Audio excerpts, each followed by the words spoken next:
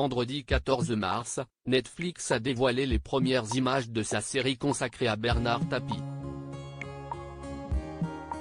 Dans la foulée, Sophie Tapie a dénoncé ce projet, expliquant que son père avait verbalisé avant sa mort qu'il était contre cette série. Le 3 octobre 2021, Bernard Tapie trouvait la mort à l'âge de 78 ans après un long combat contre un cancer de l'estomac. Il laissait derrière lui sa femme, Dominique Mialet Damiano, et ses 4 enfants, Sophie, Nathalie, Stéphane et Laurent. L'homme d'affaires, dont le destin singulier a fasciné les Français, sera prochainement au cœur d'une série diffusée sur Netflix. Vendredi 14 avril, la plateforme a dévoilé les premières images de cette mini-série dans laquelle Laurent Lafitte tient le rôle principal.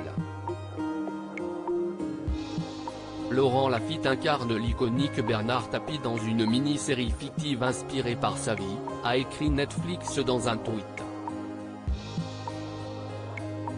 La série est née dans la loge de ce film que je tournais avec Laurent. On se disait tous les deux qu'il ressemblait incroyablement à Bernard Tapie, a expliqué Tristan Seguela, le réalisateur de la série, lors d'un entretien accordé à Première. On s'est fait la réflexion à peu près au même moment. Je lui ai dit à ce moment-là que je voulais travailler sur un projet de fiction consacré au mythe Bernard Tapie. Et il se trouve que lui aussi, c'était un truc qu'il rêvait de faire. L'irrespect n'a pas de limite. Vendredi 14 mars, Sophie Tapie n'a pas manqué de donner son avis tranché sur la série consacrée à son père. Dans un tweet, la fille de l'homme d'affaires a notamment expliqué que son père s'était opposé à ce projet de son vivant.